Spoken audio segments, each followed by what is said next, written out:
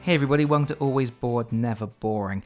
I am currently putting together a number of videos for the channel that require quite a bit of work, so they're not ready at the moment, but I still wanted to put out a video today, so I thought it was a good opportunity to very briefly talk about Dungeons & Dragons.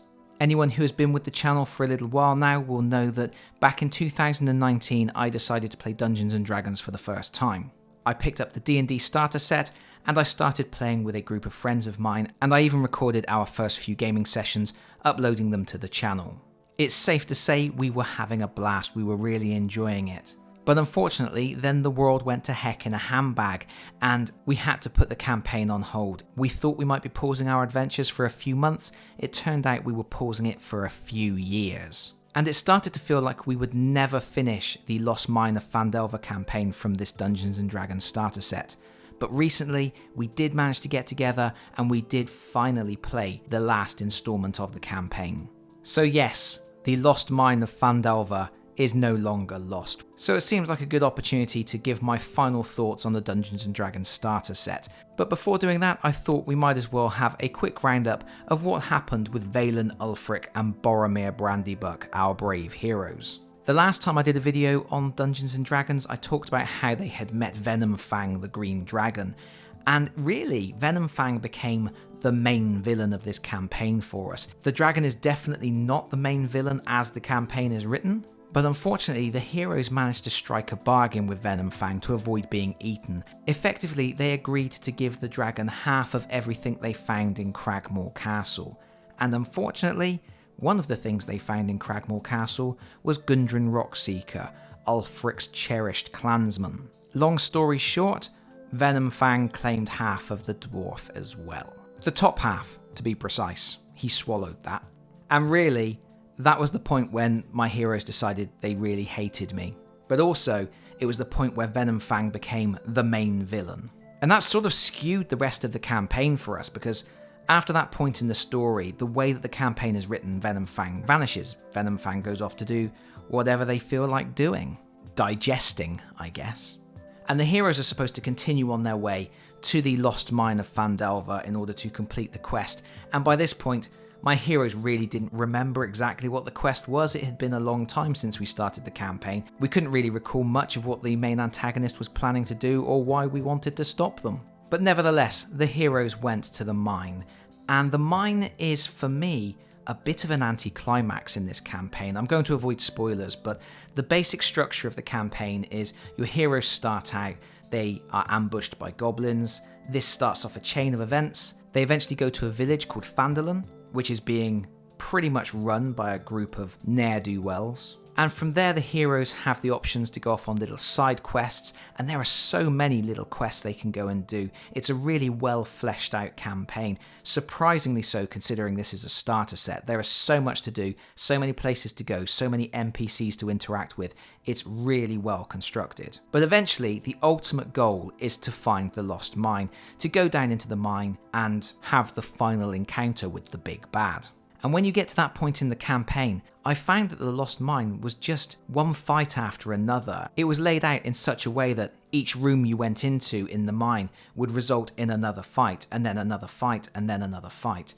And I didn't like that idea. I think for us, fighting, while it is a fun part of Dungeons & Dragons, is not the main reason to get involved. It's not the main reason to get around the table. We like doing the puzzle solving, the interactions with the NPCs. We like seeing a story unfold, and yeah, it's great to throw some dice and smash some skulls sometimes, but we didn't want to be doing that in room after room after room. So before our final encounter, I had edited down the dungeon somewhat. I removed some rooms, I removed a lot of the monsters, I rejigged things a little bit, and ultimately made it in such a way that I knew we could finish it in a single session, in a single day. Because really, as much as the Lost Mine of Phandelver campaign is a fantastic introduction to Dungeons & Dragons, it's almost a bit too much of an introduction. We already felt at this point that we wanted to start doing our own stories, our own campaigns with our own heroes. But at the same time, we wanted to get to the end of this campaign that we'd been playing through for so long. Really, it's a little bit overgenerous. They could have cut out a lot of this campaign. It still would have been a lot of fun, and it would have enabled new players to move on to doing their own things a little bit quicker. It's like the campaign designers went just a bit too far. They took it a stage further than they necessarily needed to do. I think it was a fantastic learning experience. I think everybody learned how to be a hero in this campaign, and I certainly learned a huge amount about being a dungeon master. But we were definitely ready to move on, so I condensed things down, and we did have our final confrontation in the mines. It turned out there was only one big fight, which turned out to be a bit of a horror show. And then there was a final confrontation with the big bad, which did not end in a fight, it ended in a brutal assassination. And ultimately, our heroes were victorious. I'm not going to go into specifics about what happened in the mines really, but I did want to mention two fun stories, two fun things that happened.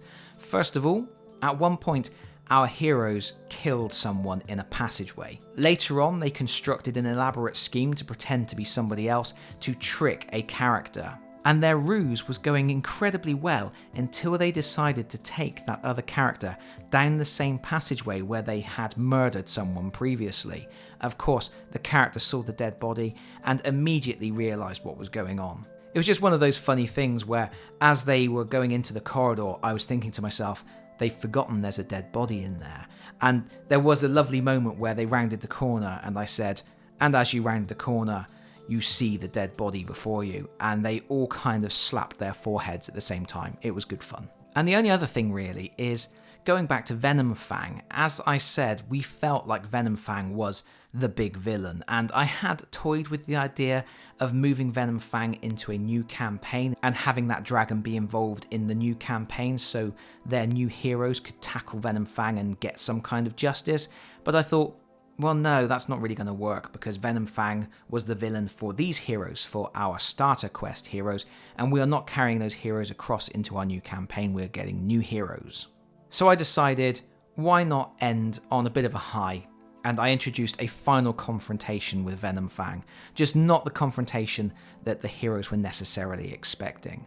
I had teased the idea that Venom Fang was waiting outside the cave for them to emerge, and the heroes were suitably tooled up and ready for a final battle. But when they walked outside, Venom Fang was dead. Venom Fang was lying out in front of the cave with an axe protruding from the inside of their throat. Good old Gundren Rockseeker, even without his legs, had decided that he was going to make sure that he was Venom Fang's last meal. And I think there was a certain cathartic moment around the table. We were all quite pleased to see this dragon, deceased, actually foiled by its own machinations in the end. And what the heck, I thought it was a nice prize for the heroes to see Venom Fang fall at the end of their first ever Dungeons & Dragons campaign. And that was that. Lost Mine found, and our rather vanilla starter set heroes can retire as my players go on to create new and interesting characters for the campaign that I'm working on myself. All that aside, that being the case, what do we think of the Dungeons & Dragons starter set? I have to say, I think it is a fantastic introductory product. The campaign is so involved, there's so much to it, and it shows you so much of what you can do as a dungeon master. It introduces combat, it introduces NPCs, it introduces all that sort of stuff that you're going to need. It really is very educational. And of course, it puts the heroes in positions where they will fight, but they will also use their wits.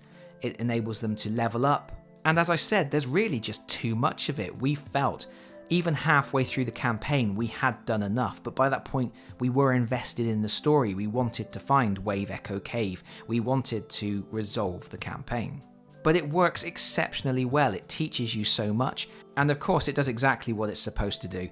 It makes you want to get more involved. It makes you want to learn more and to gather more resources. I have my Dungeon Master screen. Of course, I have my Monster Manual and my Dungeon Master's Guide and my Player's Handbook. I went out and invested in all of these pretty quickly, really. I have dice jails and dice thrones. I have little clicky doodads for measuring all sorts of different things. And I have dice, so many dice. More dice than you can shake a dice shaker at. It's safe to say we're in. My players are ready to create their own characters and bring out all those backstory elements that they want to introduce. I am ready to fully develop my own campaign, my own story for them to work through. And I feel happy and comfortable in my ability to do that.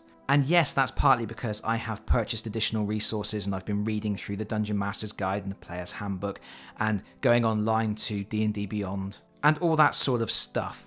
But at the core of it all, I feel that most of what I've learned and most of what I needed and most of the confidence that I needed to actually carry on doing this came from this starter set.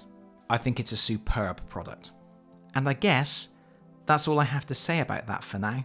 If you are thinking of getting into Dungeons & Dragons yourself, if you're looking for a place to start, obviously the starter set is a pretty decent way to do it.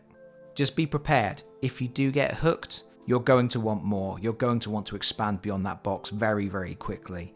And hopefully you won't have a big 2-year gap in the middle of your first campaign. But that's it from me for now. Thank you so much for watching. If you've enjoyed the video, please consider pressing the like button. If you really enjoyed the video, please consider subscribing if you don't already do so.